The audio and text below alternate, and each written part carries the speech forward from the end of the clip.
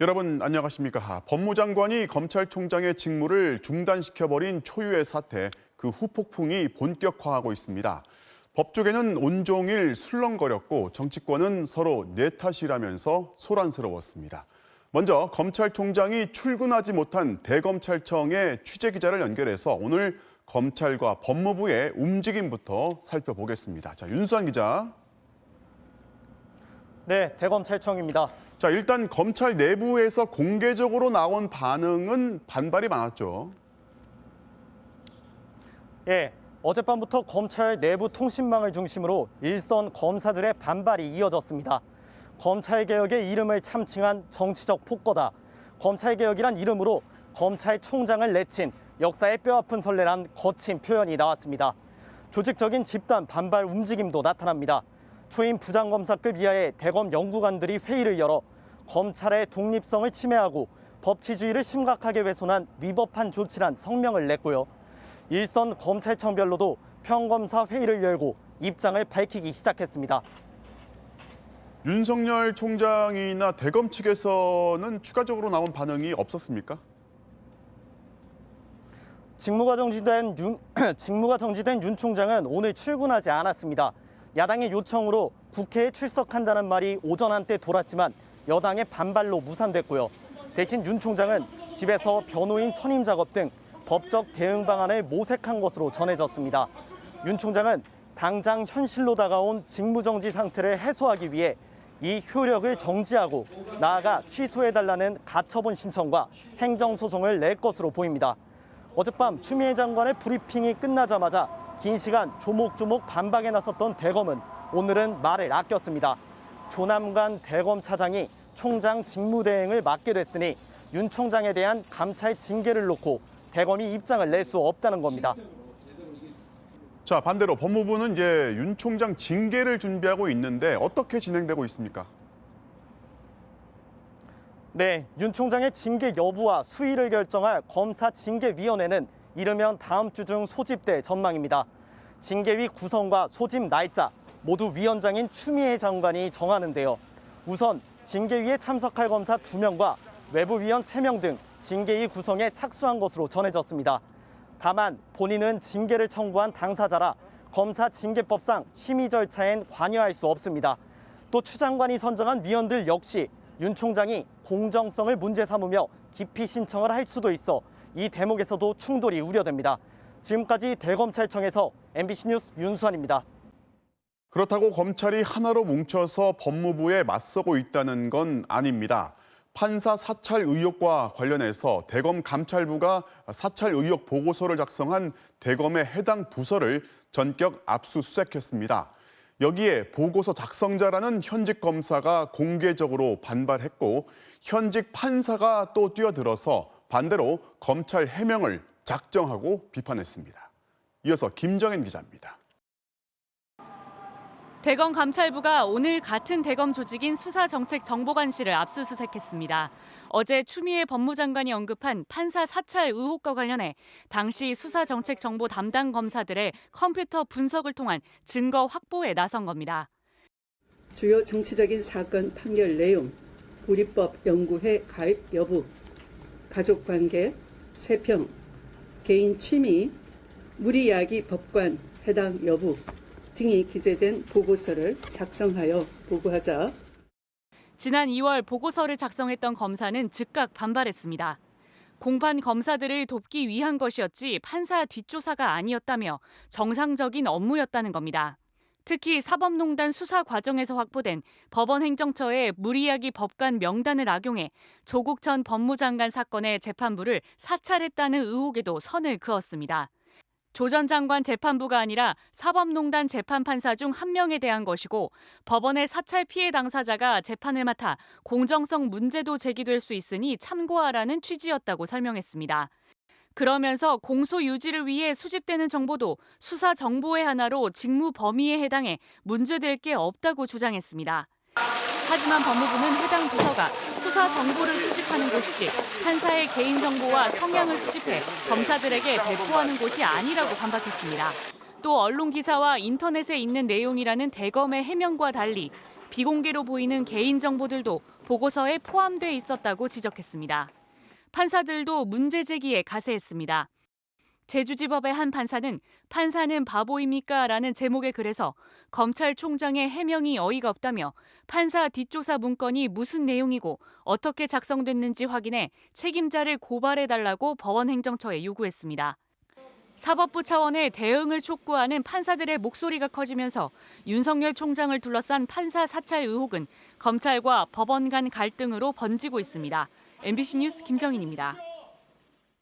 법무부의 감찰 내용을 들여다보면 추미애 장관은 과연 어느 시점부터 윤 총장한테 심각한 문제가 있다고 판단했는지 읽을 수가 있습니다. 바로 윤 총장의 최측근 검사장이 연루돼 있던 이른바 검언유착 의혹과 한명숙 전 총리 사건 수사팀에 대한 감찰을 의도적으로 방해했다고 판단한 바로 그 시점이었습니다. 양소연 기자가 보도합니다. 윤석열 총장에 대한 6가지 비위 혐의 가운데 추미애 장관이 가장 설명에 공을 들인 건 채널A 검언유착 의혹과 한명숙 전 총리 진술 강요 의혹 사건입니다.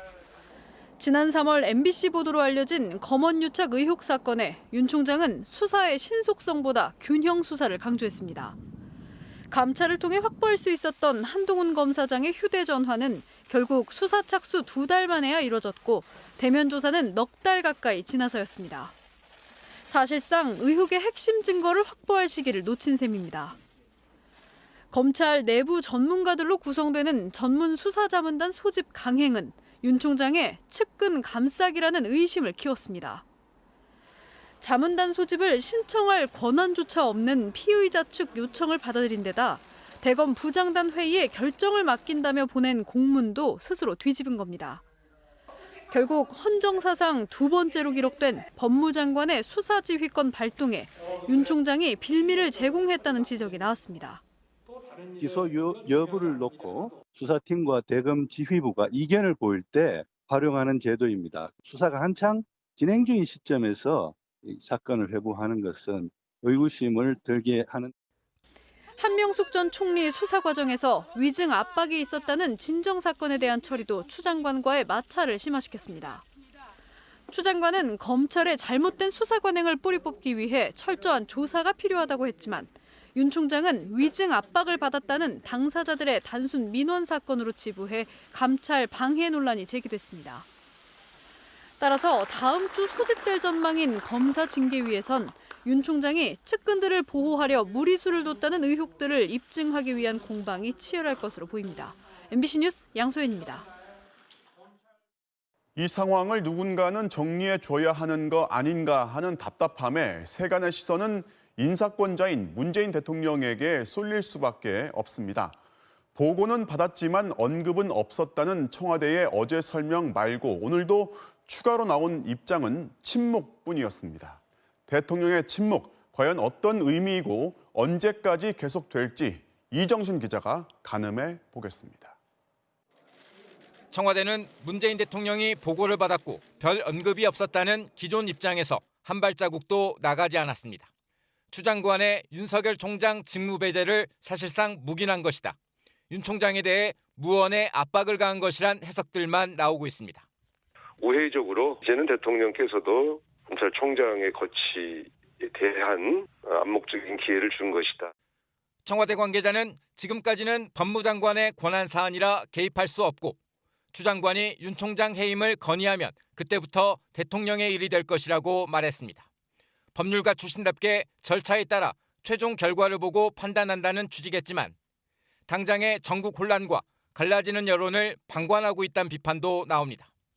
이미 추 장관과 윤 총장이 돌아올 수 없는 강을 건넌 마당에 양측을 중재할 수 없다면 어느 한쪽에 보다 명확한 메시지를 보내야 하는 게 아니냐는 겁니다. 과거 노무현 대통령이 발언 3시간 만에 검찰총장을 스스로 물러나게 할 때와 비교되기도 합니다. 지금 검찰 지도부 그대로 두고 몇 달 가자는 말씀이신데 그 점 제가 용납 못하겠습니다. 홍남기 부총리에게 밝혔던 분명한 신임 의사도 이번엔 없었습니다.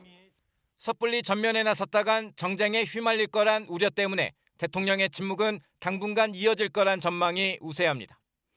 하지만 추 장관과 윤 총장 양측의 대립을 피곤하고 걱정스레 보는 국민들의 시선은 논란을 조기에 정리하는 문 대통령의 결단을 재촉하고 있습니다.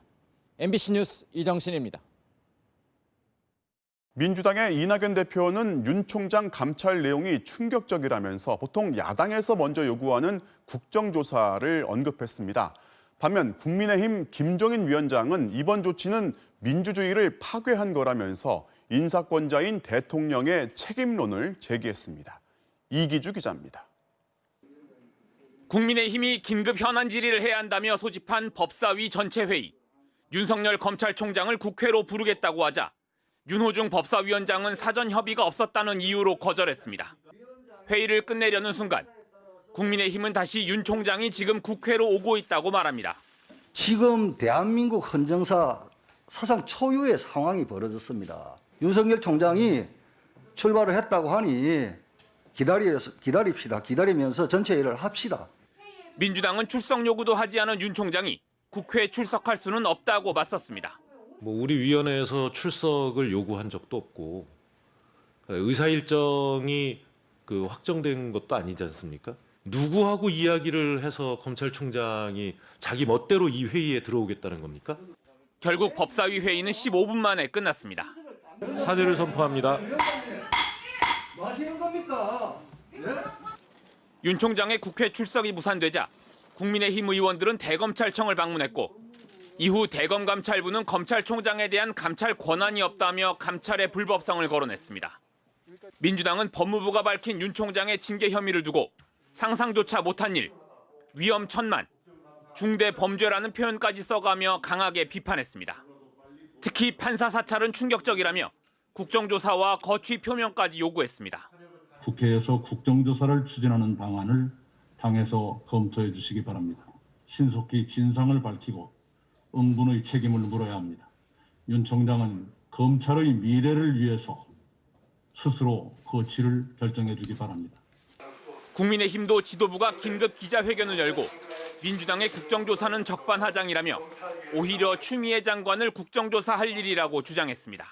이번 사안은 추미애 장관의 권한 남용과 월권, 위헌성이 충분한 사건인 만큼 추미애 법무부 장관에 대한 국정조사가 조속히 시행돼야 한다고 봅니다.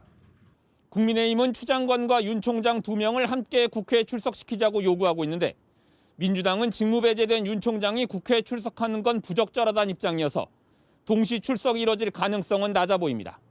MBC 뉴스 이기주입니다. 자, 이어서 코로나19 상황 살펴보겠습니다. 오늘도 전국 곳곳에서 산발적인 집단 감염이 계속됐는데요.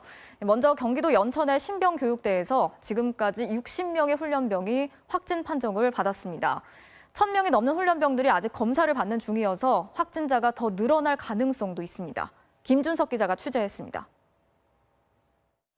경기도 연천의 육군 5사단 신병교육대에서 오늘 오후 6시 현재 60명이 코로나19 확진 판정을 받아 격리 조치됐습니다. 지금까지 군에서 발생한 코로나19 집단 감염 중 가장 큰 규모입니다.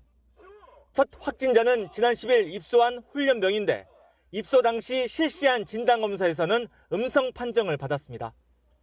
하지만 훈련 중 증상이 나타나 검사를 다시 받았고 입소 뒤 2주 만에 양성 판정이 나온 겁니다. 부대는 즉시 훈련을 중단하고 훈련병 등 부대원 1,100여 명에 대한 진단검사를 실시했습니다. 아직 240여 명에 대한 검사 결과는 나오지 않아 확진자가 추가로 나올 가능성도 있습니다. 군은 첫 확진자가 외부에서 감염됐을 가능성도 있다고 보고 확진자의 가족 등을 상대로 조사하고 있는 것으로 알려졌습니다. 국방부는 부대원의 이동을 통제한 가운데 심층 역학 조사를 진행하고 있으며 그 결과에 따라 필요한 후속 조치를 할 계획이라고 밝혔습니다. 다만 입영 연기는 혼란을 불러일으킬 수 있어 고려하고 있지 않고 있다고 밝혔습니다. 집단 감염이 발생한 해당 훈련소에는 다음 달 8일까지 입소 예정인 훈련병이 없는 것으로 확인됐습니다. MBC 뉴스 김준석입니다. 수능 시험을 이제 일주일 정도 앞두고 학교와 학원가에서도 확진자가 속출하고 있습니다. 아마 수험생들과 학부모들 굉장히 조마조마한 마음이실 텐데요. 수험생들이 반드시 기억해야 할 방역 수칙을 정동훈 기자가 알려드리겠습니다. 서울 한 유명 입시 전문학원. 대치동 지점과 목동 지점으로 가며 수험생들을 가르친 강사 한 명이 어제 코로나 확진 판정을 받았습니다. 어제 5시 반에 다 보냈어요, 지금. 오늘부터 계속 그냥 하고. 충북 청주의 한 고등학교에서는 기숙사 생활을 하던 고3 학생 한 명이 확진 판정을 받아 학교가 폐쇄됐고, 인천에서도 고3 학생이 확진되면서 수능을 코앞에 둔 수험생과 학부모들의 불안감은 커지고 있습니다. 걸리면 수능에 지장이 나니까 수업을 들은 학생이 저희 같이 자습하면 좋을까 봐. 학교나 학원이나 이런 데서 확진자가 많이 늘어나니까 혹시라도 어느 곳에서 어떤 식으로 확진자랑 이렇게 마주할지 모르는 상황이니까. 교육부가 오늘 발표한 수험생 유의사항에서 가장 중요한 대목은 시험 직전까지 확진이나 자가격리 통보를 받게 되면 즉시 교육청에 알려야 한다는 겁니다. 일반 시험장에 원서 접수를 했다가 자가격리된 거잖아요. 원래 가려고 했던 일반 시험장으로 못 가는 겁니다. 불이익을 받을 수 있습니다. 교육청에 통보만 하면 확진자는 병원이나 생활치료센터에서, 자가격리자는 별도 고사장, 유증상자는 일반 시험장 별도 교실에서 시험을 치를 수 있습니다. 또 수능 전날이라면 코로나 검사는 병원이 아닌 보건소에서 받아야 하고, 수험생임을 밝혀야 결과를 당일 통보받을 수 있습니다. 모든 수험생은 마스크를 반드시 착용해야 하지만 감독관의 신분 확인 요구가 있을 때는 잠시 내려 반드시 얼굴을 보여줘야 합니다. 매 교시마다 환기를 하기 때문에 체온 유지를 위해 외투를 준비하는 게 좋고, 정수기가 없기 때문에 마실 물은 따로 챙겨야 합니다. 내일부터 모든 고등학교는 수능 시험이 끝날 때까지 원격 수업으로 전환됩니다. MBC 뉴스 정도훈입니다. 자, 이런 와중에 경남 진주에서는 여행을 자제하라는 도청의 요청을 무시하고 단체로 제주도 연수를 갔던 이장과 통장들이 집단으로 확진 판정을 받았습니다. 지금까지 33명이 확진이 됐는데 이 중엔 제주 연수를 2번이나 다녀온 통장도 있었습니다. 이상훈 기자가 취재했습니다. 오늘 경남 진주의 한 보건소는 하루 종일 북적였습니다. 인근에 사는 이장, 통장들 다수가 확진됐다는 소식에 주민들이 진단검사를 받으러 몰려든 겁니다.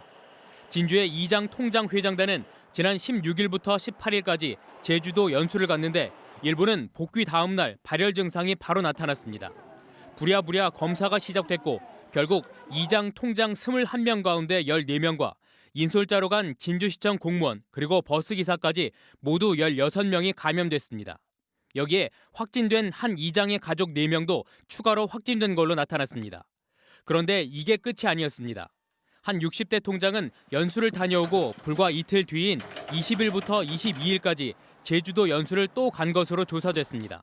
이번엔 자신이 사는 동네에 통장 18명, 동사무소 직원 2명이 함께 갔는데 이 60대 통장 외에도 추가로 통장 11명과 동직원 2명이 감염됐습니다. 종합하면 2번의 제주 연수와 관련해 무려 33명이나 확진된 건데 진주시는 이 두 여행의 비용을 1,000만 원 넘게 보조해줬습니다. 하지만 경남도청은 이미 지난달 26일 코로나 확산 방지를 위해서 연수를 자제하라는 공문을 각 시군에 보낸 상황이었습니다. 결국 가지 말라고 했는데도 이장, 통장, 그리고 공무원들이 공금까지 받아서 연수를 갔다가 대규모 감염 사태를 일으킨 겁니다. 진주시는 발칵 뒤집혔습니다.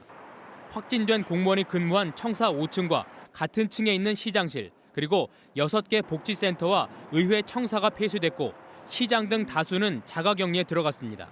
누구보다도 솔선수범해야 할 공직자와 이 통장이 코로나19 확진 판정을 받아 너무나 안타깝고 송구한 마음입니다.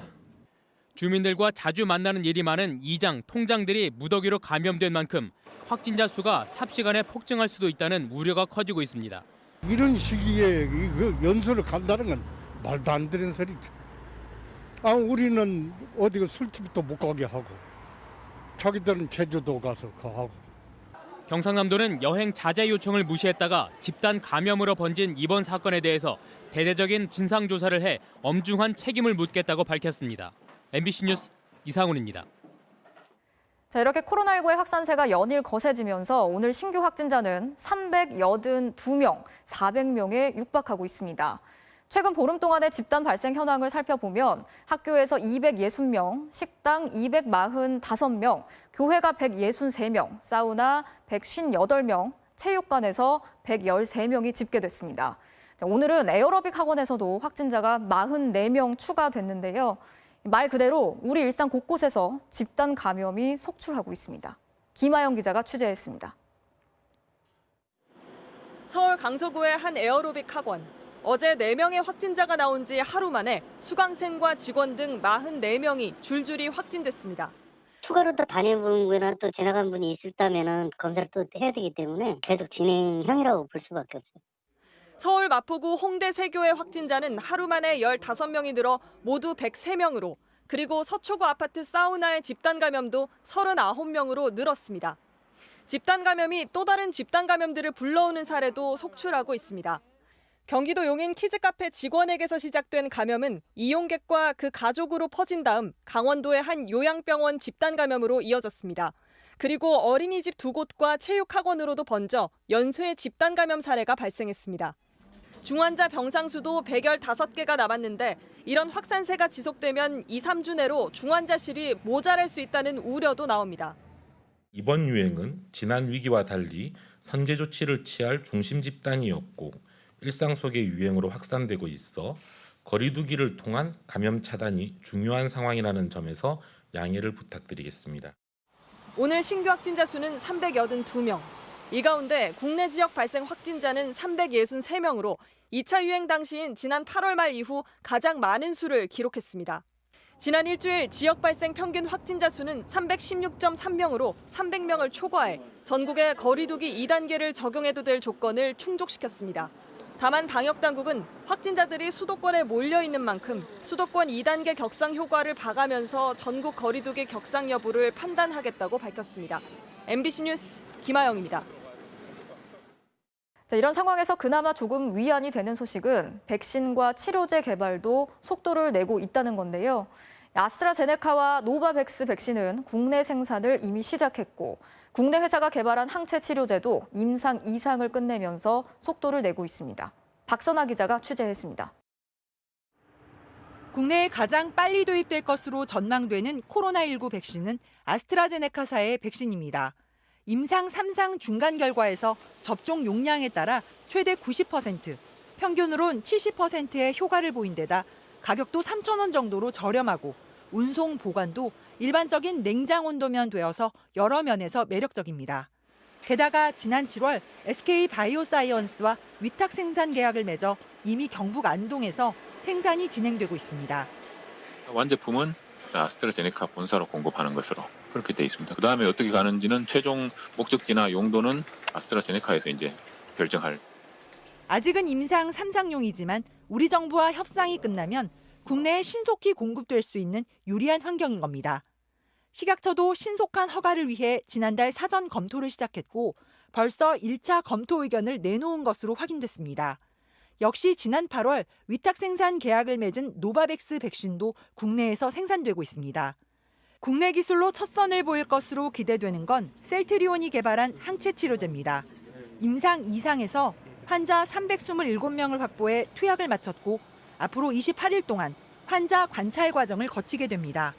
효능과 안전성 등에 대한 중간 결과가 나오면 올해 안에 식약처에 조건부 허가를 신청할 계획입니다. 김강립 식약처장은 오늘 셀트리온을 찾아 절차대로 진행하되 허가에 걸리는 시간을 40일 내로 단축하겠다고 약속했습니다.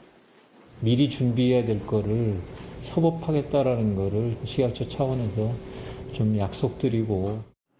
셀트리온은 이미 10만 명분의 치료제를 생산해둔 상태여서 이르면 1월 말 조건부 허가가 나면 바로 투약할 수 있을 것으로 보입니다.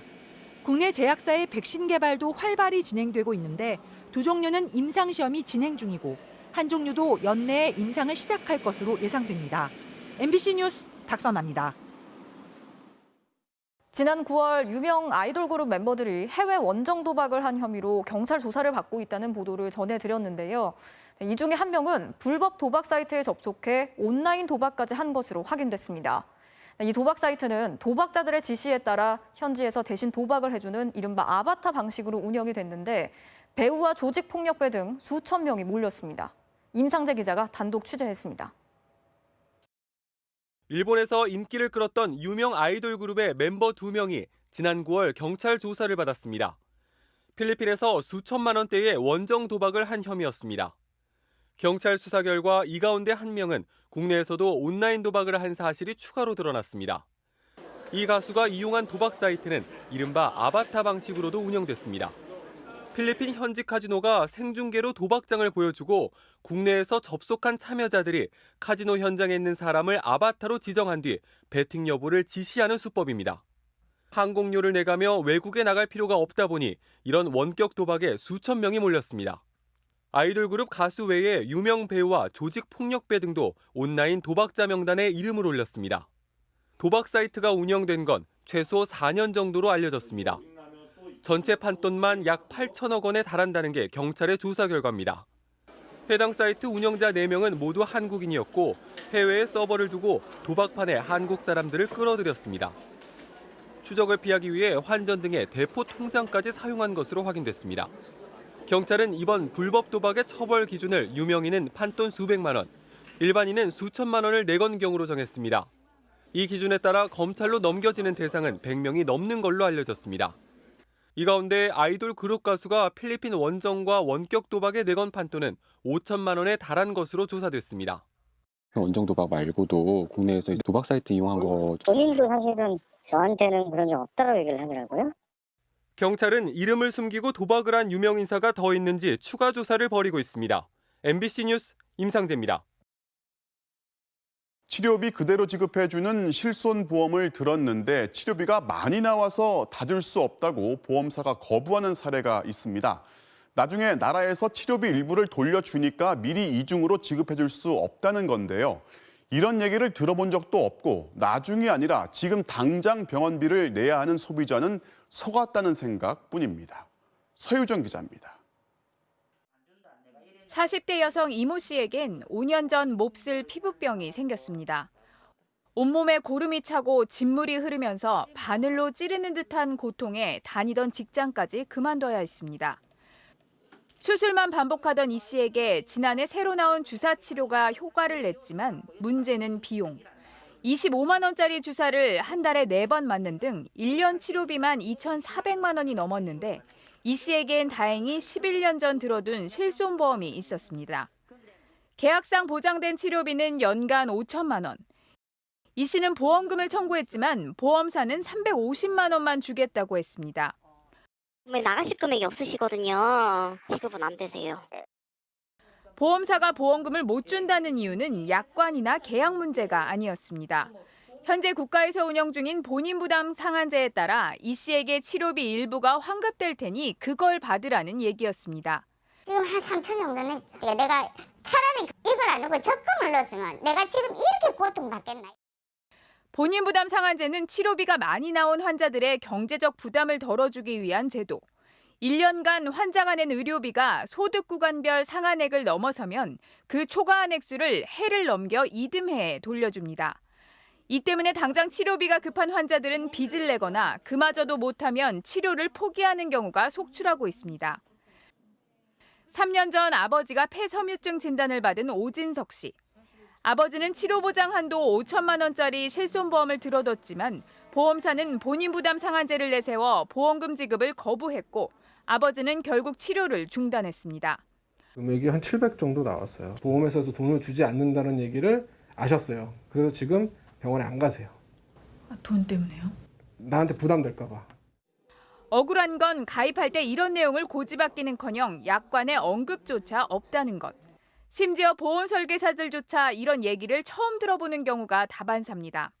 이 약관에도 없는 내용이었고 6, 7년을 했는데 신인 때 교육을 받던 중간에 육성 교육을 받으면서도 한 번도 이런 내용에 대해서 교육을 받아본 적이 없어요. 그렇다면 보험사들이 이렇게 실손보험금 지급을 거부하는 근거는 무엇일까? 보험사들이 제시하는 건 2009년 10월 개정된 실손보험 표준약관. 여기에 사전 또는 사후 환급이 가능한 요양급여는 보상하지 않는다는 내용이 있다는 겁니다. 이 내용을 건강보험공단에 문의하자 어이없다는 반응이 돌아옵니다. 건보공단은 이미 5년 전 이런 실손보험 약관에 문제가 있다는 공문을 각 보험사는 물론 금융위원회까지 발송했습니다. 본인 부담 상한제 환급금은 소득 보전 목적으로 치료비 성격의 요양급여가 아니라면서 보험사들이 환급금을 공제하고 보험금을 지급하는 건 타당하지 않다는 내용입니다. 특히 공공보험에서 지급되는 환급금으로 민간보험사만 이익을 보는 건 국민 혜택 침해라고까지 지적했습니다. 건강보험하고 실비보험하고는 전혀 개인 보험은 이윤을 추구해야 되기 때문에 돈을 안 주려고 그러는 거거든요. 소비자원도 이 같은 입장을 반영해 민원이 들어오면 보험사들에게 실손보험금을 다 주라고 조정하고 있습니다. 하지만 금융감독원은 환급금으로 환자 부담이 줄었으니 보험금에서 빼고 주는 게 타당하다며 보험회사 편에서 조정한 바 있습니다. 약관에 정해놓지 못해서 이제 이런 해석상의 문제가 생기는데 복지부랑 금융이랑 이제 협의를 해가지고 어느 정도 결론이 나온다면은 이제 가장 힘 있는 이런 결정이 나올 수는 있을 텐데요. 관할 부처인 금융위와 복지부는 3년 전 협의체까지 만들고도 이 문제는 단 한 번도 논의하지 않았고 그러는 사이 실손보험 가입자들은 근거도 분명치 않은 보험사들의 지급 거부에 치료를 포기하고 있습니다. MBC 뉴스 서유정입니다. 한국타이어 대전 공장에서 40대 노동자가 기계에 끼어 중태에 빠진 지 꼭 일주일 됐습니다. 정부는 이번 사고가 회사 측에 강한 책임을 물을 수 있는 중대재해가 아니라고 합니다. 지금 법체계에서 누군가 숨진 게 아니면 중대재해가 아니란 겁니다. 중대재해 기업처벌법이 필요한 이유 여기에 또 있습니다. 김태욱 기자가 취재했습니다. 지난 18일 한국타이어 대전 공장에서 작업 중이던 47살 노동자가 타이어 성형 설비에 머리를 크게 다쳤습니다. 이 노동자는 중태에 빠져 아직까지도 의식을 회복하지 못하고 있습니다.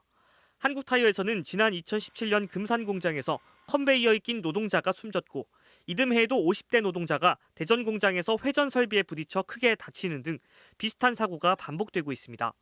하지만 노동부는 이번 사고를 중대재해로 규정할 수 없다고 밝혔습니다. 산업안전보건법 시행규칙에는 1명 이상이 숨지거나 3개월 이상 요양이 필요한 부상자가 동시에 2명, 그리고 부상자나 직업성 질병자가 동시에 10명 이상 발생할 경우 중대재해로 규정하도록 돼 있습니다.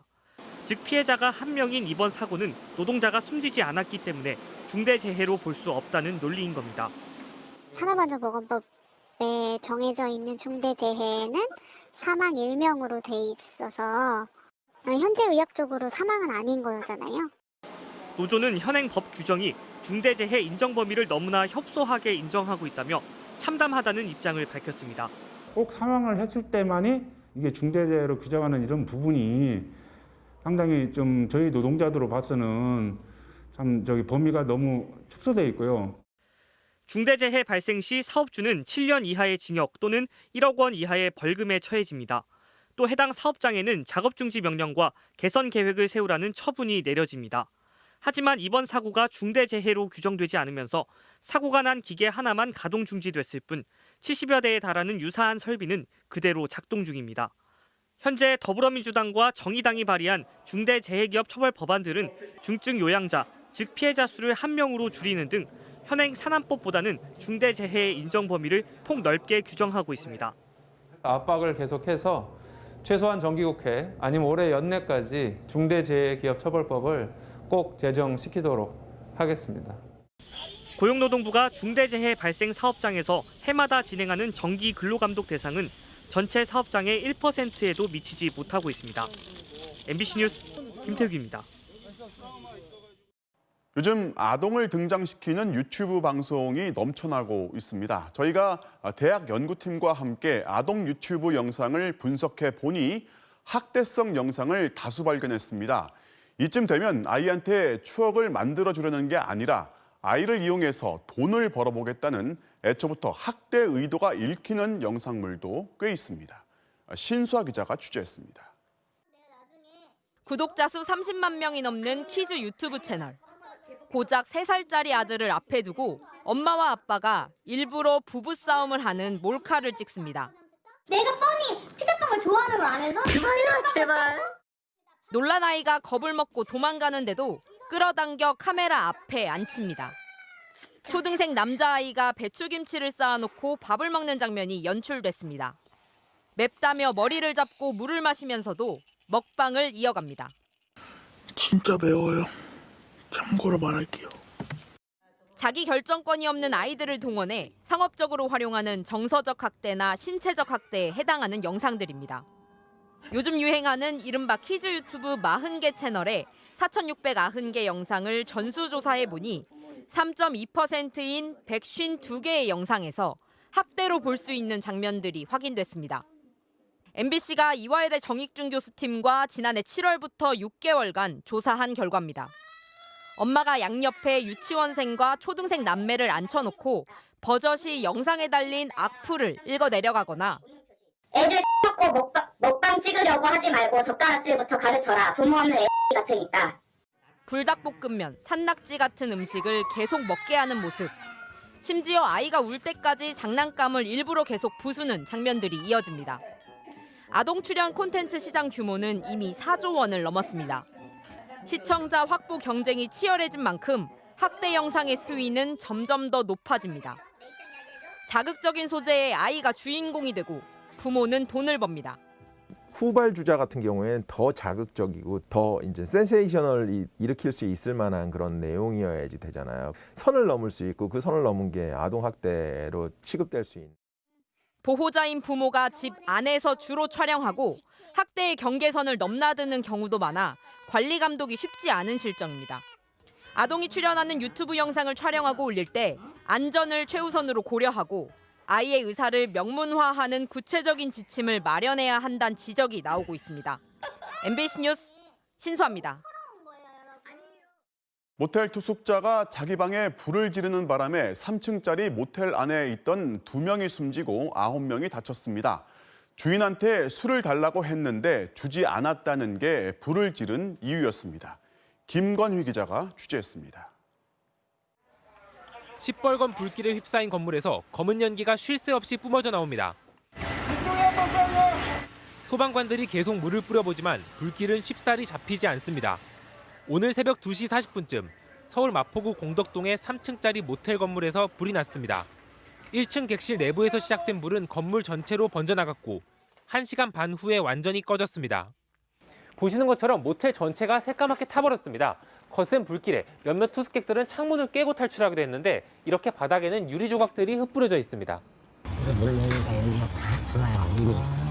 그러니까 이거는 순식간에 타겠다 싶어서 나도 내가 살려고 뛰어다닌 거죠. 당시 모텔에 있던 43살 남성과 55살 여성은 연기를 많이 마셔 병원으로 옮겨졌지만 숨졌고 9명은 중경상을 입고 치료를 받고 있습니다. 1970년에 지어진 이 건물은 곧 철거될 예정이었습니다. 내부의 방화시설은 물론 제대로 된 비상구조차 없어 피해가 컸습니다. 정문으로 못 나오니까 그 열기하고 독가스하고 해가지고 마침 저희 방에 쪽문이 있어서 쪽문으로 빠져나온 거죠. 경찰 조사 결과 모텔 1층에 장기간 묵고 있던 60대 남성이 고의로 불을 낸 것으로 파악됐습니다. 이 남성은 술을 달라며 주인과 싸운 뒤 자신의 방에서 종이에 불을 붙인 것으로 전해졌습니다. 술만 먹으면은 막 길거리 나가서 차 오는 거 못 오게 막고 막 소리 지르고 시비 걸고 그래. 이 남성은 불을 지른 뒤 근처 편의점으로 도망간 모습이 포착됐습니다. 그곳에서 배가 아프다며 119에 응급조치를 요구했고 병원으로 옮겨지던 중 구급대원에게 자신이 불을 질렀다고 털어놨습니다. 이 남성을 방화 혐의로 체포한 경찰은 인명피해가 발생한 중대 사안인 만큼 구속영장을 신청했습니다. MBC 뉴스 김건희입니다. 코로나19 관련해서 미국은 연일 최대 규모의 확진자 발생이라는 한 면, 그 반대로 발빠른 백신 개발과 접종이라는 양면의 뉴스가 이어지고 있습니다. 오늘도 무려 7,000명이 참가한 결혼식이 열렸다는 소식과 다음 달 10일부터 백신을 유통할 거라는 소식이 함께 들어와 있습니다. 전예지 기자입니다. 뉴욕 브루클린의 한 유대교 회당. 건물 안에 가득 채운 사람들이 서로 어깨를 붙인 채 음악에 맞춰 몸을 흔듭니다. 유대교 지도자 손자의 결혼식인데 수용 인원 7,000명인 회당이 꽉 찰 정도로 많은 교인이 참석했습니다. 하지만 마스크를 쓴 사람은 찾아볼 수 없습니다. 뉴욕주 정부는 무책임하고 부도덕한 처사라고 강하게 비판하며 이들에게 15,000달러, 우리 돈 1,600만 원 상당의 벌금을 물리겠다고 밝혔습니다. If it turns out that because we stopped that wedding, the reaction was, well, we'll have a secret wedding, that would be really shocking. 이번 달 들어서만 300만 명 넘는 확진자가 쏟아진 미국에선 하루 사망자도 6개월 만에 2,000명을 넘었습니다. 사망자가 급증하면서 텍사스엔 시신 운반에 주 방위군이 투입됐고 노스다코타엔 공군이 투입됐습니다. 뉴욕은 아직 묻을 곳을 찾지 못하거나 연고자를 찾지 못해 6개월 넘게 냉동 트럭에 보관 중인 시신이 수백 구에 달합니다. We're trying to call her family every day to give them an update, and we couldn't get a hold of anyone. And then one day we found out it's because her husband had died of COVID, and her daughter had died of COVID. 다급해진 미국 정부는 코로나 백신을 다음 달 10일 FDA 승인 직후 24시간 이내에 배포하기로 했습니다. We've said that we expect by the end of December to have enough vaccine to vaccinate those who are most vulnerable just by way of sizing and scaling. 영하 70도 이하에서 옮겨야 하는 백신에 대비하기 위해 미국 화물업체들은 초저온 냉동고를 확보하기 시작했습니다. 백신 기대감에 트럼프 대통령이 바이든 당선인의 정권 인수 절차에 협력했다는 소식이 더해져 다우지수는 사상 최고치를 기록했습니다. 하지만 이번 주말 추수감사절 연휴가 끝나면 확진자가 치솟을 거란 우려도 커지고 있습니다. MBC 뉴스 전예지입니다. 이상직 의원이 차명으로 소유한 회사를 통해서 두 자녀에게 이스타항공을 돈 한 푼 들이지 않고 무상으로 물려줬다는 핵심 관계자의 증언을 어제 보도해 드렸습니다.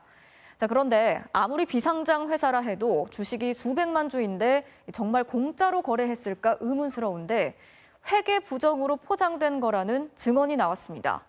사실은 공짜 증여였지만 장부상으로는 수십억 원이 오간 것처럼 돼 있다는 겁니다. 먼저 남재형 기자가 취재했습니다. 지난 2015년 말 조카인 이상직 의원 자녀 쪽에 이스타항공 주식 392만 주를 무상으로 넘겼다는 새만금 관광개발의 대표는 이 의원의 첫째 형입니다. 그런데 그게 영원이라서 돈도 관계 없고 그러니까 내가 줘버린 거야. 첫째 형이 MBC에 털어놓은 건 이뿐만이 아닙니다. 공시자료를 보여주며 수십억 원이 오간 것처럼 보인다고 되묻자 대수롭지 않게 이렇게 말합니다. 서류상으로는 돈이 오고 주식이 간 걸로 돼 있는데. 그렇게 말을 그렇게 돼 있었겠지. 안 그렇게 했어? 그 저를 꾸밀려면은 그렇게 했지. 그냥 둔 것도. 회계장부를 꾸몄다는 얘기입니다. 80억 원을 빌려 그 돈으로 주식을 샀다는 앞선 이스타항공 측 설명을 뒤집은 겁니다. 이상직 의원 형 말대로 장부상으로만 돈이 오갔다면 80억 원의 최종 종착지가 어딘지도 의문입니다. 거듭된 질문에 이 의원의 형은 구체적인 설명을 피했습니다. 그렇게 돼 있겠지. 이제 서류상으로는. 네. 몰라. 나는 그건 이제 자세히 몰라. 경영 감시 역할을 해야 할 감사와 사회이사를 찾아서 물어봤습니다. 감사는 아무것도 모른다며 말꼬리를 끊었습니다. 아니 근데 그때 감사로 계셨어요? 저한테 얘기하지 마세요. 그럼 감사를 어떻게 해? 아무것도 몰라요, 저는요. 근데 감사로 돼 계시죠? 모른다고요. 저는 아무것도 몰라요. 사회이사는 주식거래 자체를 몰랐다고 주장했습니다. 기자님 이 얘기 해줘도 처음 알았다니까요. 경영에 대해서는 일체 아는 바도 없고 들어본 바도 없고. 알고 보니 감사인 강모 씨는 이상직 의원의 형수, 그러니까 셋째 형 부인이고 사회이사 황모 교수는 이 의원 고등학교 동기 동창이었습니다. 모두가 이 의원의 내부자들인 겁니다.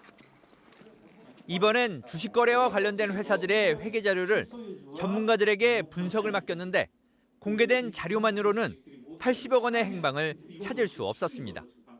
서로 간에 좀 안 맞는 부분들이 좀 보이는 것 같기도 하고 이래서 내용이 너무 많이 빠져 있다. 페이퍼 컴퍼니를 이용한 자금 거래들도 많고 이 와중에서 은폐되어지는 정보의 영역도 너무 많다. 앞뒤가 맞지 않는 게 너무 많다는 겁니다. MBC 뉴스 남재현입니다. 내가 이 회사에 투자를 해도 괜찮은지 판단의 근거로 삼는 게 공시 자료다 보니 외부 전문가한테 감사를 맡깁니다. 자, 그런데 저희가 만난 전문가들은 이 공시 자료가 뭔가 의심스럽다는 반응인데요. 그래서 이 감사를 누가 했는지 살펴봤더니 이상직 의원의 고등학교 동창이 대표인 회계법인이었고 과거 이스타항공과 관련해서 검찰 수사를 받은 전력도 확인됐습니다. 이어서 김세로 기자가 취재했습니다. 이스타항공 주식을 주고받은 회사들의 회계 감사를 맡은 회계법인은 한 곳입니다. 여기 법인 대표 유모 회계사는 지난 2013년 청주지방검찰청의 수사를 받았습니다. 이스타항공그룹 경영진에 대한 횡령 배임 수사 도중 불똥이 튄 겁니다. MBC 기획취재팀은 당시 검찰이 법정에 제출한 증거 목록을 확보했습니다. 유 씨가 자신이 있는 회계법인 협조하에 이스타항공에 대한 투자 손실을 은폐한 사실을 검찰에 진술한 것으로 나옵니다. 또 검찰 수사 결과 이스타항공그룹 계열사 사이에 부당하게 지원한 돈이 회계사 유 씨에게 대여금 명목으로 흘러간 것으로도 드러났습니다. 검찰이 작성한 범죄 일람표를 보면 2007년 2억 원, 2008년 5억 원, 모두 7억 원입니다.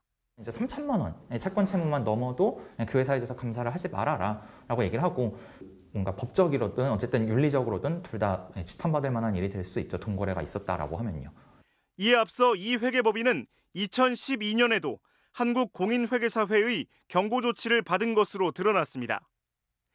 이상직 의원의 사실상 1인 주주 회사였던 반도산업의 회계감사를 맡았는데 회사 임원이 개인적으로 쓴 돈 15억 원을 장부에 올리지 않았다 금융당국에 적발된 겁니다.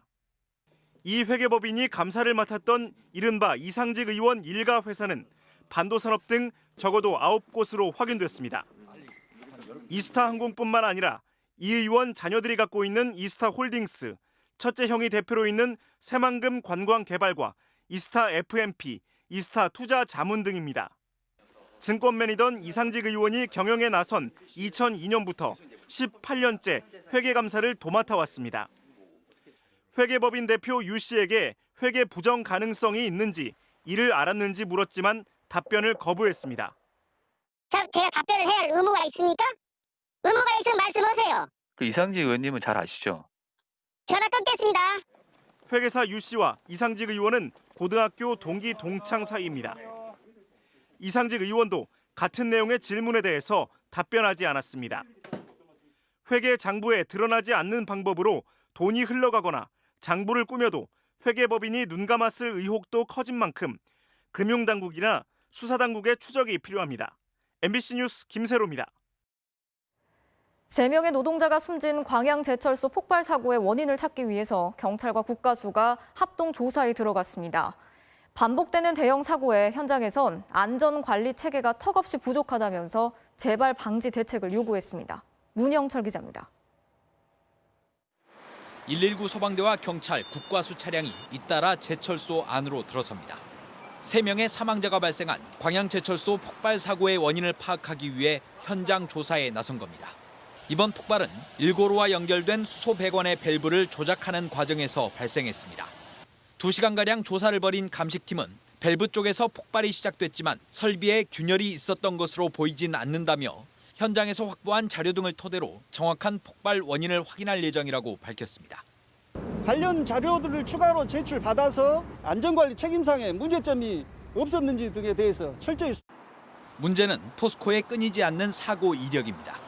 안전 분야에 1조 원을 투자하겠다는 계획을 발표한 지 1년이 지난 작년 6월 광양제철소 니켈 추출 설비 공장에서 폭발 사고가 나 2명의 사상자가 발생했습니다. 12월에도 발전 설비가 폭발하면서 현장 노동자 5명이 중경상을 입었고 올해 7월엔 코크스 설비를 점검하던 직원 1명이 추락해 숨졌습니다. 다치거나 죽거나 그런 소식을 들으면 굉장히 오랜 정신적인 어떤 위축이라든가 트라우마가 있다라고. 안전 최우선을 표방하면서도 현장에서 체감하는 안전 관리 체계는 턱없이 부실하다는 게 노동자들의 주장. 재발 방지 대책을 요구하는 건의서를 전달하려는 노조 대표에 대해서도 포스코 측은 출입 자체를 막으며 만나지 않았습니다. MBC 뉴스 문형철입니다. 이어서 오늘 이 뉴스 전해드리겠습니다. 술에 취한 승객이 택시기사를 무차별 폭행한 사건이 또 발생했습니다. 욕설을 내뱉고 구두발로 때리는 등 폭행 당시 장면이 그대로 찍힌 블랙박스 영상은 충격적이었습니다. 경남 거제의 한 택시 승강장에서 태운 남성은 만취한 상태였습니다. 목적지를 이야기하지 않아 택시에서 내려달라고 요구하자 욕설을 내뱉습니다. 나는 아마 대중에서 뭘 배웠니? 욕하지 마시고 해. 쳐봐봐. 뭐요? 뒷좌석에 앉아있던 승객이 갑자기 발을 뻗어 택시기사 머리를 구두발로 가격하기 시작했습니다. 가겠습니다. 공포에 사로잡힌 택시기사는 승객의 요구대로 출발하자 이번엔 세우라고 난동을 피웁니다.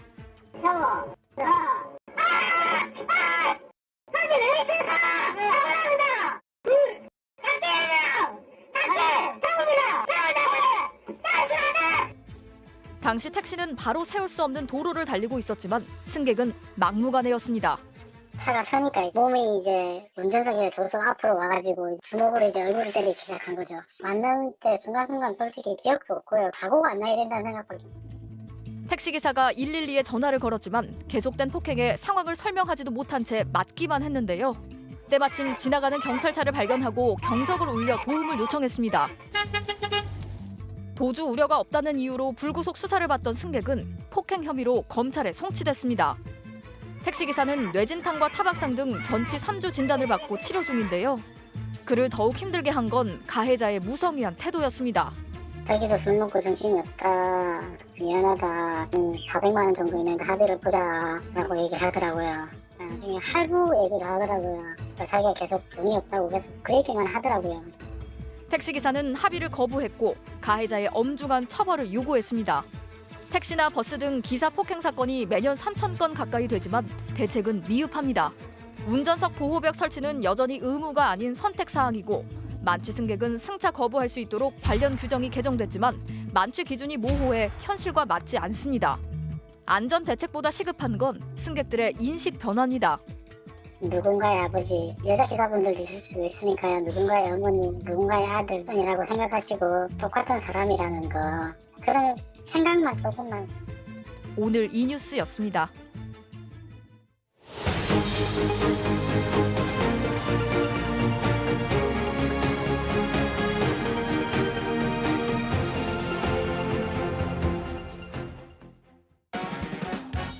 목이 아픈 비에게 지금 필요한 건? 팬텀 메디컬. 팬텀 메디컬은 근육통을 완화시키고 목 추간판 탈출증, 퇴행성 협착증 치료 목적을 위해 견인합니다. 바디프렌드의 팬텀 메디컬.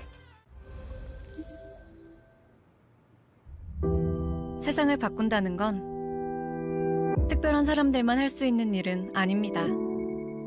세상을 바꾸는 여정은 의외로 작은 것에서부터 시작되죠. 누군가의 걱정을 덜어주기 위해, 서로와 서로를 이어주기 위해, 세상에 새로운 재미를 선물하기 위해, 그렇게 조금씩 세상을 바꿔가는 사람들. 그래서 우린 함께합니다. 이 한 사람 한 사람의 가능성에 아이디어를 더하고 노하우를 보태고 더 큰 세상으로 나갈 기회를 함께 열고 이 1cm의 가능성이 점점 더 커질 수 있도록 하나의 가능성이 모두의 세상을 바꾸기도 하니까요.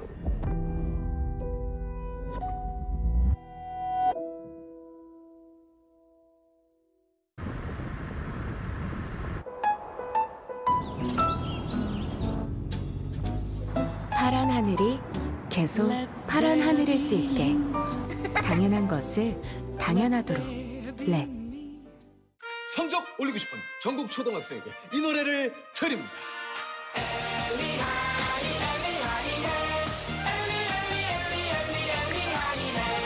내게 맞는 스타트를 골라 성적이 올라 내 꿈이 하이 더 높이 하이 엘리 하이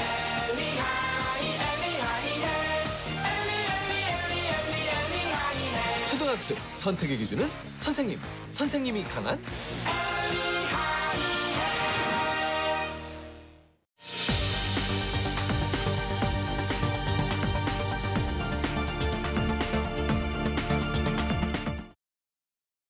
한국판 뉴딜, 정부가 얼마 전 코로나19 극복을 넘어서 이 위기를 기회로 삼아 미래를 선도할 수 있는 새로운 경제 생태계를 만들겠다면서 발표한 핵심 국정 과제입니다. 과연 구체적으로 어떤 사업으로 짜여져 있는지 국회에서 심사 중인 새해 예산안을 통해서 확인해 보겠습니다. 조명아 기자의 보도로 시작합니다. 자율주행 로봇이 진행하는 인공지능 국가전략 선포식에 참석한 문재인 대통령. 디지털 유질로 인공지능 분야의 경쟁력을 빠르게 높여갈 것입니다. 사회 전 분야의 인공지능 기술을 접목하겠습니다. 한국판 뉴딜의 키워드는 디지털, 그린, 사회 안전망 세 가지입니다. 전 국민 고용보험 같은 사회 안전망을 토대로 디지털, 그린을 매개로 한 성장 동력을 발굴하고 산업 구조 및 기후 변화에도 대응하겠다는 구상입니다. 이를 위해 디지털 뉴딜에 7.9조 원, 그린 뉴딜 8조 원, 안전망 구축에 5.4조 원, 내년에만 21조 3천억 원의 예산을 배정했습니다. 세부적으로 들어가 보면 디지털 뉴딜은 데이터 수집과 가공을 확장해 기업과 개인에게 개방하는 데이터댐 구축 사업이 핵심이고요. 그린 뉴딜 사업으로는 풍력, 태양광 등 신재생 에너지 발굴과 건물의 에너지 효율성을 높이기 위한 리모델링, 전기, 수소차 보급 확대 등이 추진됩니다. 또 교통정보 제공과 도로, 철도 안전관리 등의 디지털 기술을 활용하는 사업, 기존 산업단지와 오래된 학교 건물 등을 저탄소 친환경 공간으로 재구축하는 과제 등도 추진됩니다. 정부는 이 같은 사업을 통해 내년에만 36만 개의 일자리를 만들겠다는 계획인데요. 구체적으로 어떤 일자리가 창출되는지, 또 예산 심사에선 어떤 쟁점이 부각되고 있는지 이어서 이학수, 배주환 기자가 전해드리겠습니다. 건축된 지 20년이 넘은 한 시립 어린이집. 열 효율을 높이기 위해 단열 창문을 설치하고 천장에 단열재를 시공하는 작업이 한창입니다. 이 어린이집 지붕에는 곧 70여 장의 태양광 패널이 설치돼 평소 전기 사용량의 20%를 조달하게 됩니다. 이처럼 공공건축물과 임대주택을 친환경적으로 개보수하는 그린 리모델링 사업을 통해 일자리가 만들어질 거라고 정부는 기대합니다. TV 속 춤을 따라하는 사람들. 기계가 동작을 감지해 점수를 매겨줍니다. 손동작만 비슷하면 내가 점수를 매기더라고. 최근 IT 업계에선 아예 인공지능에게 K-팝 안무를 가르치는 방안도 연구됩니다. 이 같은 인공지능의 학습을 위해 데이터를 수집, 가공하는 일이 디지털 뉴딜 분야의 대표적 일자리입니다. 이른바 데이터 라벨로로 불리는데 단 며칠짜리 초단기 일자리부터 6개월 이상 4대 보험이 제공되는 일자리도 있습니다. 경력 단절 여성이나 50세 이상의 시니어분들이나 일자리가 단기적으로 필요하신 분들이 데이터 라벨러의 수요를 많이 이제 찾고 계시고요. 단순 업무라는 비판도 있지만 자율주행 차량 등 미래 산업 육성을 위해선 꼭 필요한 일이라는 게 업계의 반응입니다. 실제로 하반기에 진행된 정부의 AI 데이터 구축 사업자 공모에는 1,900여 곳이 지원했습니다. 또 청년을 고용하는 IT 기업에 6개월간 월 180만 원씩 지원하는 사업도 추진됩니다. 이 같은 재정 투입이 민간 투자와 맞물리면 최대 연간 36만 개의 일자리가 만들어진다는 계산입니다. 정부가 이와 같은 투자를 통해서 새로운 신산업이 만들어지고 산업이 활력을 찾으면서 고용이 유발되는 계속까지도. 다만 이 같은 기대가 현실로 이어질지는 단언할 수 없는 상황. 국회 예산정책처도 재정이 투입되는 상당수 일자리가 일회성 단기 공공부조에 그칠 수 있다며 보완을 주문했습니다. 국회 예산심사에서도 일자리 문제를 포함해 한국판 뉴딜 사업 예산이 목적에 맞게 쓰이는지를 두고 공방이 가열되고 있습니다. 법무부가 한국판 뉴딜 예산에 포함시킨 220억 원짜리 출입국 정보 시스템 운영 사업. 외국인이 입국할 때 미리 정보를 등록하는 시스템의 유지 보수와 추가 개발을 위한 사업입니다. 예산 심사가 이뤄진 지난 20일 국회 예결 소위. 기존 사업 재탕이다, 점검이 필요하다는 야당의 지적과 업그레이드된 AI 등을 활용하면 그게 뉴딜이라는 여당의 반박이 충돌합니다. 논의를 지켜보던 여당 소속 위원장은 뉴딜이라 해서 신규 사업처럼 보이니까 문제 제기가 나온 것 같다고 말했습니다. 한국판 뉴딜 사업 642개 중 신규는 286개뿐. 간판 갈아끼기 여부에 대한 공방이 뜨겁습니다. 사업의 경제성 측면에서는 안 되던 사업들인데 포장을 바꿔가지고 그 논리를 바꿔서 정부의 시책에 맞게. 기존 사업은 성과가 기대되는 것으로 집중 지원할 필요가 있습니다. 문화체육관광부 소관의 디지털 인문학 사업. 지역 등의 인문학 강좌를 비대면 디지털 방식으로 바꿔 나가겠다는 건데 구체적인 계획이 부족해 여야 모두의 비판을 받았습니다. 야당은 문화단체 지원 사업을 디지털 뉴딜로 포장한 것 아니냐고 지적했고 여당조차 이 정도로 설득해서는 예산 반영 못 해드린다고 질타했습니다. 실제로 보건소에 호흡기 치료 장비를 설치하는 사업이 디지털 뉴딜로 분류되는 등 디지털 그린 명분의 남발에 대한 우려는 범여권 내부에서도 나오고 있습니다. 한두 장짜리 사업계획서를 가지고 국가가 주는 보조금을 쉽게 따낼 수 있다는 얘기가 들려오는데 민주당은 일부 합리적 조정 필요는 인정하지만 코로나 위기 극복과 미래 산업을 위한 예산인 만큼 틀 자체는 손댈 수 없다는 입장입니다. 여기에 뉴딜 예산을 깎아 3차 재난지원금 재원을 마련하자는 야당의 주장까지 더해지면서 뉴딜 예산 전국은 막판까지 치열할 전망입니다. MBC 뉴스 배주환입니다.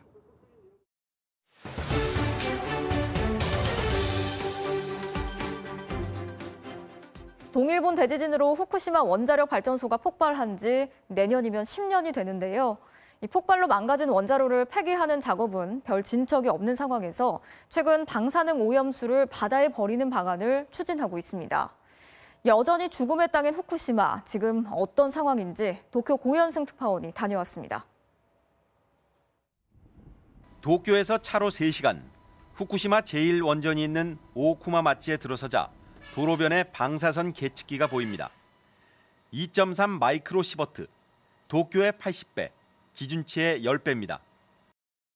마을로 들어가니 길가 여기저기에 귀환 곤란 구역이라고 적힌 편말과 함께 철책이 쳐져 있습니다. 원전에서 4km 떨어진 기차역에 가봤습니다. 지난 3월 9년 만에 재개통됐지만 새로 지은 역사는 무인으로 운영되고 있습니다. 역 건물을 새로 짓고 철도를 재개통했지만 이렇게 역에서 10m 정도만 벗어나면 제염이 안 된 귀환 곤란 구역으로 출입이 금지돼 있습니다. 역 바로 앞 상점과는 입구부터 막아놨습니다. 2011년 3월 대지진에 멈춰선 거리. 음식점과 화장품 가게의 빛바랜 간판에서 그나마 시간의 흔적이 느껴집니다. 오쿠마 마치 바로 위 후타바 마치의 한 마을. 이곳 역시 철책과 바리케이트에 갇혀 있습니다.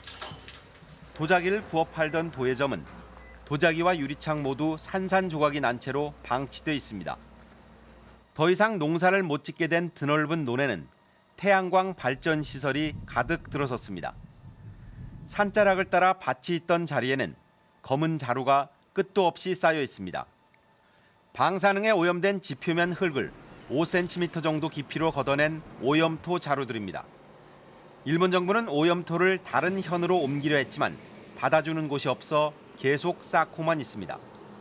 후쿠시마 부흥을 위해 제염을 하고 도로 등 인프라를 재정비하는 데 쓴 예산만 지금까지 55조 원. 귀향을 희망하는 원주민을 위해 이른바 부흥주택 단지도 만들었습니다. 그러나 태반은 빈집이고 돌아온 건 노인들 뿐입니다. 8년을 타지에 살았던 70대 노인은 가족을 두고 혼자 돌아왔습니다. 家族は誰もいない、一人。妹らはもう高萩の方いたし、あと姉さんは東京と。 피난 지시가 내려진 건 11개 기초단체 주민 8만 4천여 명. 10년이 다 되도록 주민 거주율 30%, 농경 재개 면적 32%, 상공업 재개율도 30%에 머물러 있어 30% 부흥이란 자조 섞인 말도 나옵니다. 고향에 남은 주민들 삶도 팍팍하긴 마찬가지. 지난 2월 발표된 주민 건강조사에서 소아 갑상선암 환자가 무려 236명으로 늘어 발병률이 118배나 높아졌다는 충격적인 결과가 나왔습니다. うちの子供がそういう甲状腺がんになったら結婚できないんじゃないのか、そういう心配もあるんだろうという。だから検査する人がね、どんどん少なくなってきてるって。 그럼 방사능 오염의 진원지 원전은 어떤 상태일까? 원자로를 폐쇄하는 폐로 작업은 아직 내부를 조사하는 초기 단계입니다. 시간당 피폭량이 1년 피폭 기준치의 7배에 달하기 때문입니다.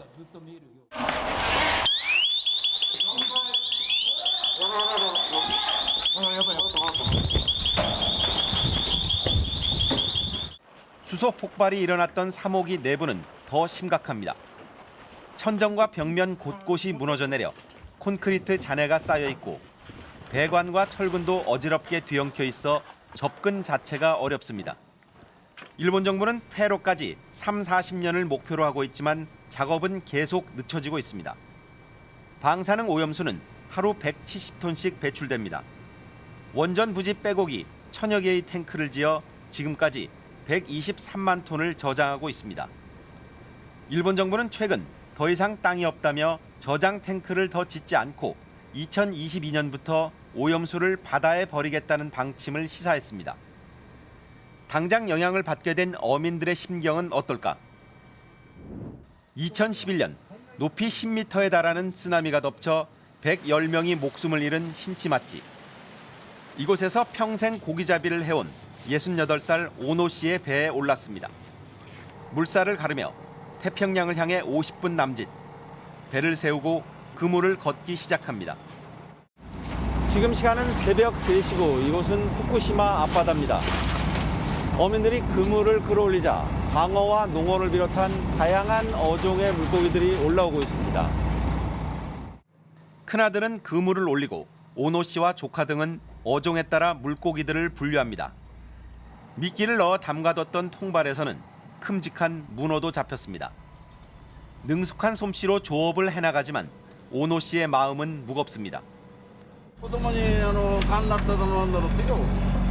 こういうリスクを背負って誰もこの福島県の魚買わないでしょ。お金を出して。 팔려도 30-40%나 싼 값에 팔아야 하는 현실. 한때 120명이던 어민은 반도 안 남았습니다. 지난해 후쿠시마현 어획량은 대지진 이전의 14%에 그쳤습니다. 더 큰 문제는 방사능 오염수입니다. 福島県にトロチ流したら業者がいなくなる。魚売れるもの買いますか観光会で。 딱 한 번 열렸던 정부 설명회에선 문제가 없다고 했지만 믿기 어렵습니다. 国は流すから大丈夫だって言ってた。だってこのこのトリチウムってよ、今までの法で原発用地で流してるわけじゃないんだもん。事故でなったんだもん。 이처럼 후쿠시마 연안에서 잡은 물고기는 소마시 수산물 경매시장에서 거래됩니다. 오노 씨는 밤새 잡은 생선을 모두 팔았지만 손에 쥔 건 6만엔 남짓. 오늘도 손해입니다. 시장에서 만난 다른 어민들 역시 같은 걱정을 하고 있습니다. 魚やっぱこれ以上安くなったら暮らしていけないですからね. 10년을 버텨온 의지가 절망으로 바뀌진 않을까. 오염수 방류는 후쿠시마 어민들만의 문제는 아닙니다. 네, 이곳은 미야기현 오나가와 앞바다입니다. 굴곡진 해안을 따라 굴과 멍게를 키우는 양식장들이 빼곡이 들어서 있습니다. 일본 멍게의 70%가 미야기산인데 대부분 한국으로 수출됐었습니다. 하지만 원전 사고 후 미야기산 멍게는 사실상 판로가 막혔습니다. 日本政府がやっぱりそうやって推し進めようとしているので、まあだからそれで韓国が悪いとはやっぱ言えないですよね。うちらはやっぱりここにいてものすごく原発事故が起きて 결정이 임박한 오염수 해양 방류에 대한 해법. 일본 정부는 애써 외면하지만 답은 정해져 있습니다. トリチウムをね他に管理してもらえば一番いいことなんだろうね。 바다가 하나로 이어져 있다는 건 굳이 어부가 아니어도 알 수 있는 상식입니다. 후쿠시마에서 MBC 뉴스 고현승입니다. 한국생명의 김연경 선수가 과도한 온라인 악성 댓글에 대해 법적 대응에 들어갔습니다. 배구계를 뜨겁게 달궜던 이 장면, 뜨거운 논란 속에 일부 원색적인 비난들도 쏟아졌었는데요. 김연경 선수 소속사는 오늘 이번 사건 관련은 물론 이전부터 계속되었던 선수에 대한 인신공격, 성희롱 등이 담긴 악성 메시지와 댓글, 게시물들에 대해 명예훼손과 모욕 등의 혐의로 고소했다고 밝혔습니다. 저한테만을 피해를 준다고 하면 저도 이제 안 했을 수도 있는데 그런 악플러들이 결국에는 다른 선수들이나 다른 분들한테 또 그런 악영향을 끼치고 있다는 생각이 들어서 후배 폭행으로 출전 정지 1년 징계를 받았던 스피드스케이팅 이승훈 선수가 오늘 복귀전을 치렀습니다. 올 시즌 첫 스피드스케이팅 대회. 평창올림픽 이후 2년 9개월 만에 이승훈 선수가 5000m 레이스를 펼쳤습니다. 결과는 4위. 기록보단 경기 감각 회복에 주력했다는데요. 후배 폭행과 징계에 대해서도 입을 열었습니다. 수년이 지난 이후에 논란이 됐고 또 징계를 받게 되니까 억울한 부분이 있었지만 수차례 사과를 했었습니다. 또 미안하다 죄송하다는 얘기를 그만하라고 후배가 얘기를 해줬어요, 저한테. 후배들과 잘 지내고 있다고 여러 차례 강조한 이승훈 선수. 다음 달 국가대표 선발전을 시작으로 내후년 베이징 올림픽 출전까지 도전하겠다는 의지를 밝혔습니다. 모처럼 한해 날씨가 참 좋았죠. 파란 하늘에 기온도 적당했는데 아쉽게도 이러한 날씨를 더 즐길 틈을 주질 않습니다. 밤사이 서풍을 타고 스모그가 들어오고 대기 정체까지 맞물려 공기가 탁해집니다. 내일 하루 종일 공기질이 나쁜 지역은요. 서울, 경기와 충청도가 되겠고요. 강원 영서와 전북은 오전에 먼지가 쌓이겠습니다. 또 출근 시간대 중부 내륙을 중심으로는 안개도 함께 뒤엉키겠습니다. 아울러 이제는 본격적인 겨울 추위와 눈 대비도 해주셔야겠습니다. 내일 밤부터 영동 지방에서는 비나 눈이 예보돼 있는데요. 일단 내일은 주로 비로 오다가 한기가 강하게 내려오는 금요일 오후부터는 대부분 눈으로 바뀝니다. 특히 강원 산지는 많은 양의 눈이 내려 쌓일 가능성이 있겠습니다. 자세한 지역별 내일 날씨 보시죠. 전국의 하늘 가끔씩 구름만 지나겠고요. 강원도는 오후부터 흐려져 밤에 비가 시작되겠습니다. 아침 최저 기온은 서울 3도, 부산 7도로 오늘과 비슷하거나 조금 높겠습니다. 낮 최고 기온은 서울 10도, 대구 13도까지 오르겠습니다. 주말 아침 서울의 최저 기온이 영하 4도까지 뚝 떨어지겠고요. 이후로도 내내 영하권을 맴돌 전망입니다. 날씨였습니다. 11월 25일 뉴스데스크를 마칩니다. 오늘도 함께해 주신 여러분 고맙습니다.